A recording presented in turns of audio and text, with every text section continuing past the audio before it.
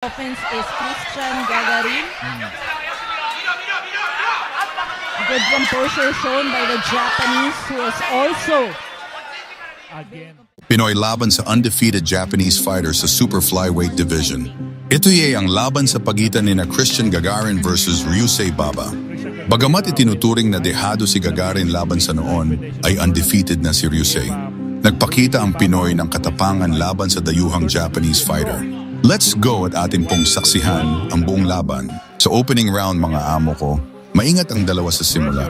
Sinubukan ni Ryusei Baba na gamitin ang kanyang technical na galing at jabs para kontrolin ang distansya. good composure shown by the Japanese, who is also Si Gagarin naman ay nag-abang ng tamang pagkakataon at nagpakita agad ng aggression sa mga huling bahagi ng round para iparamdam ang kanyang lakas. Nang sa ganun ay di makakuha ng maayos na momentum ang dayuhang Japanese.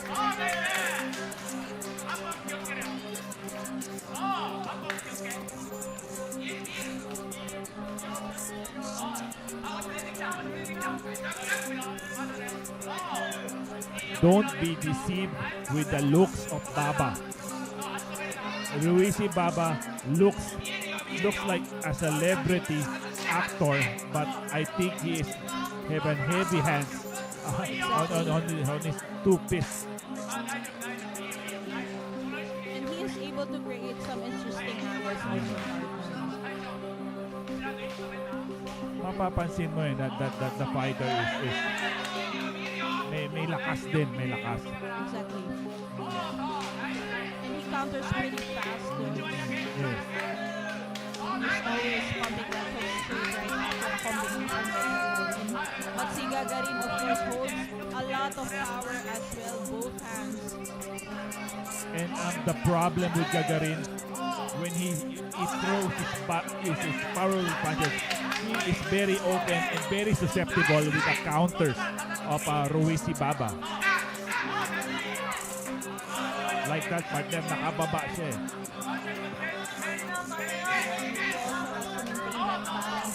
Yeah.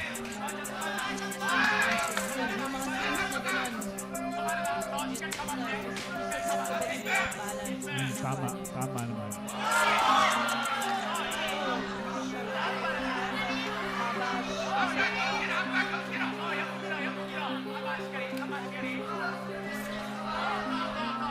Nice combination by Ryusei Baba.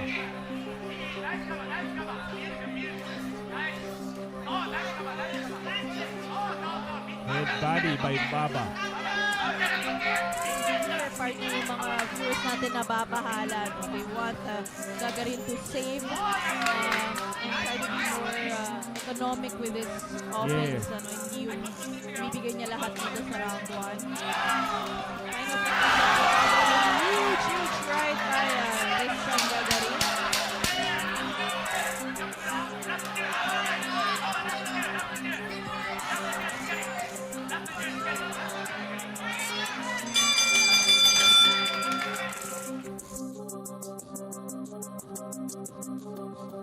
Sa round 2, lalong uminit ang bakbakan sa round na ito. Mas naging agresibo si Gagarin sa pagpasok sa depensa ni Baba. Nagpakawala ang Pinoy ang mga combination na tumatama sa katawan at ulo ng Hapones. Sinubukan ni Baba na sumagot ng mga counter punches, ngunit mas malinaw ang mga patama ng ating pambato. Nice body combination by Baba. Okay. Protect yourself at all. Yes, definitely. You can't be caught with your guard down.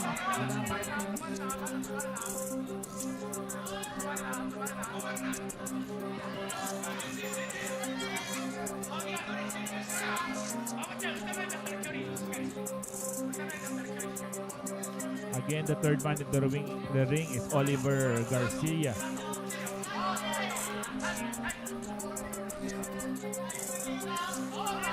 Oh, nice 1-2 by Baba. A wild Upper by Gagarin. You know, at a certain distance, that punch can really create back. Yes, I yes. think it's just too wild and too far.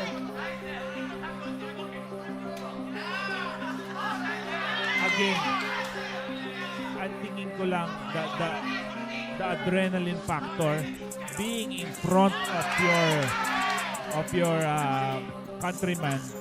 I think yun yung meron sense of pride kaya lumalaban talaga yung mga fighter na Pilipino. Kaya natin idol ko si referee Dan Rex Takdasan eh. Ang ganda ng comments. Oo nga naman guys, hindi naman tayo maririnig ng ating mga fighters. So, Pero ulitin ko, Attorney Dan Rex Takdasan, baka naman may uwi mo ko ng keychain ng kangaroo. ako po sarap No, seriously speaking, I'm very proud tayo kay Attorney Dan Rex. So I think siya ang maging referee for Team Zoo again for tomorrow's title defense against Ocampo. Just so proud to have a great Filipino referee Yes. representing the Philippines. Basta may Pilipino na nagre-represent sa atin overseas, malaking factor yan. Hindi lang sa boxing but the whole sports.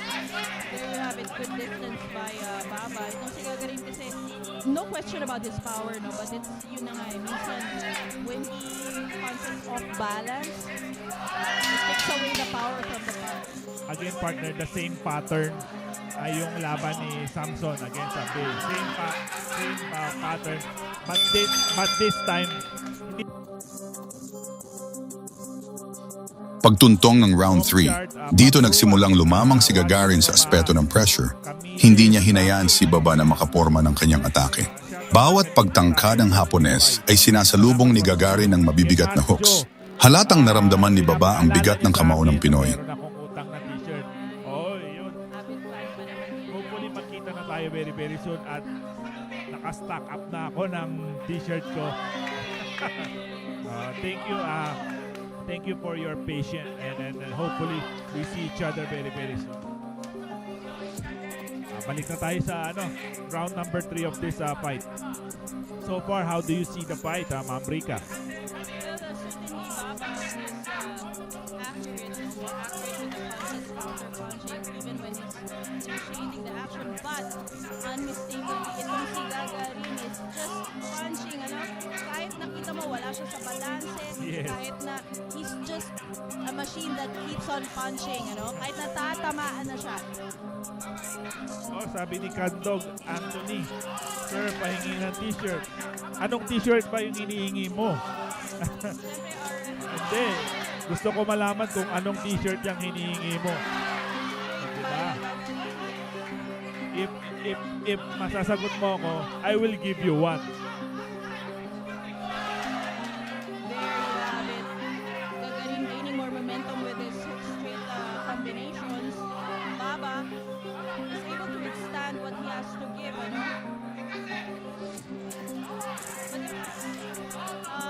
correct me if I'm wrong, partner, is Yes. that blood on the mouth of Ryusi Baba? O baka lang siya, rosy red lips? I will closely look at that. I think hindi partner.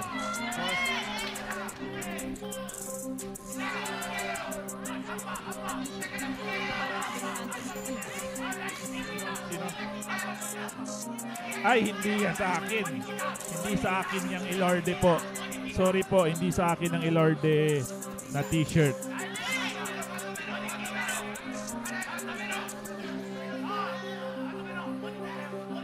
you, Arnie.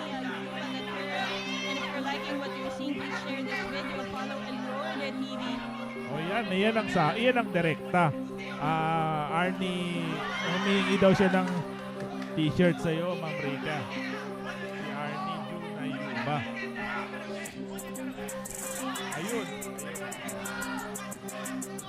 Sige. Pag nakita tayo, anong size mo ba? Ayun. There you have it. Ang gandang laban, partner. Both of these boxers still game after, sustaining a lot of... Sa round 4 mga boss, sinubukan ni Ryusei Baba na bumawi sa round na ito. Ginamit niya ang kanyang footwork para umiwas sa mga power shots ni Gagarin at nakapag-land siya ng ilang malilinis na jabs at straight. Sino ang main event ng Night of Hindi ko na maalala, partner. Hindi ko na maalala. Naging dikit ang round na ito dahil sa pagpapakita ng resistensya ng Hapones. Salamat po at ako'y umabot ng Night of Champion 29. And many more to go. Oo, marami pa.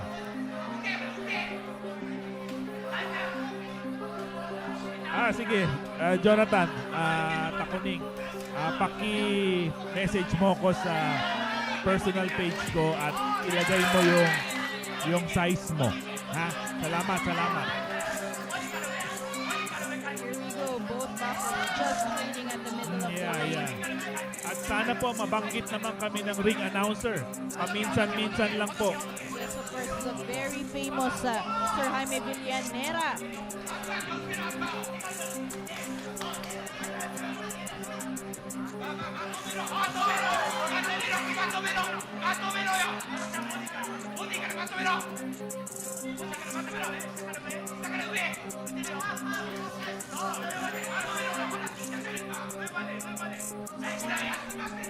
Okay, right after this fight, ang cue sa atin susunod na yung Raymark Caballo, Michael Bravo.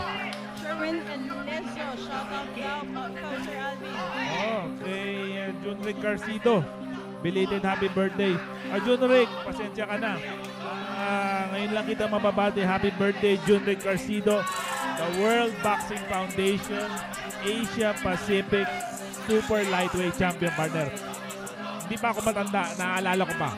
Siyempre naman, ikaw ang coordinator niyan At Vice President of the WBF and the Asia Pacific region. Sana magkita tayo, Jess Ray, one day. It's either kung saan tayo magkita, basta sabihin mo yung size mo para alam ko. Okay? Partner, this is becoming a phone booth fight, or rather, it has been a phone booth fight Yes, for yes. 4 rounds for these two guys. Final 30 seconds. Natatawa ko kay Anthony Candong. Okay, basta ganito na lang, Anthony. I-message mo ko sa personal page ko, sa personal profile ko, at sabihin mo yung size mo para malaman ko. Okay? Salamat sa pagsuporta.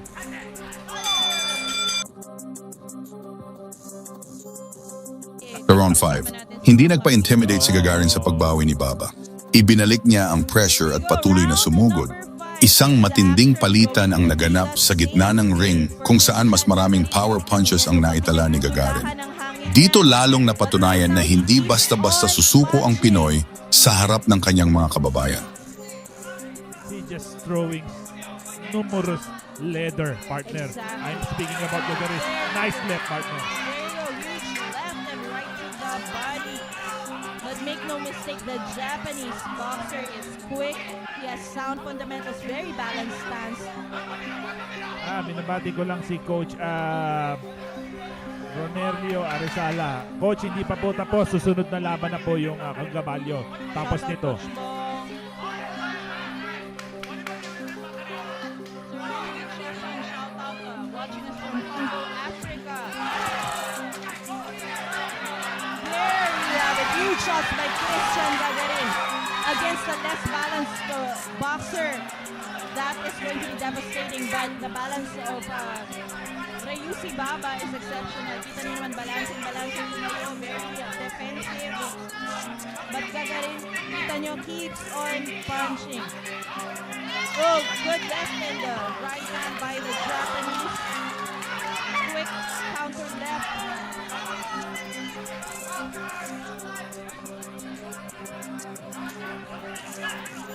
Huge overhand by the Japanese, right? Overhand. Christian Gagarin has sustained those punches. Comes back with a right hand of his own. There you have it. Left, right, left by Christian Gagarin. Oh, wow.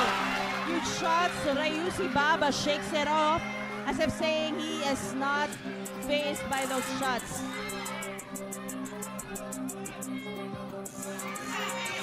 Thank you, Sir Bong Arizala. Maraming salamat po sa panonood ninyo.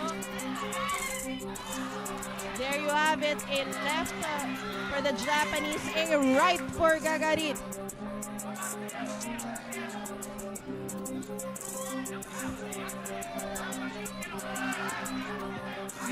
Huge right hand for Christian Gagarin as he stalks Ryusi Baba across the ring.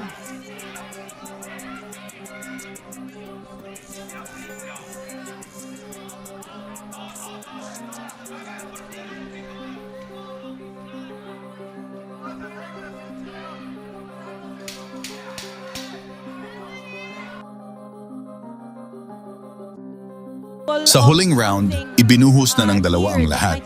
Sinubukan ni Baba na kuhanin ang knockout dahil alam niyang dehado siya sa puntos.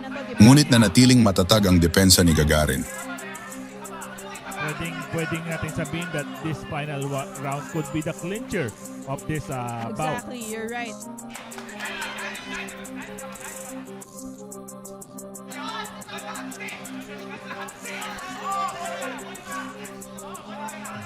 Nandito pala yung isa sa mga anak-anakan ko din. Joey Canoy, nandito rin pala. OPBF Light Flyweight Champion. Joey, babyface din to. Babyface Canoy.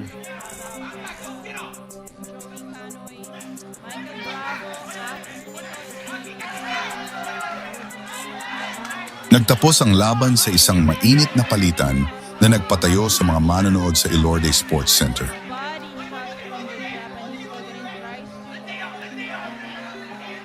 Clinch and hold on. Medyo nararamdaman na po ni Ma'am Rica ang pressure at nagsasalita siya ng walang mic.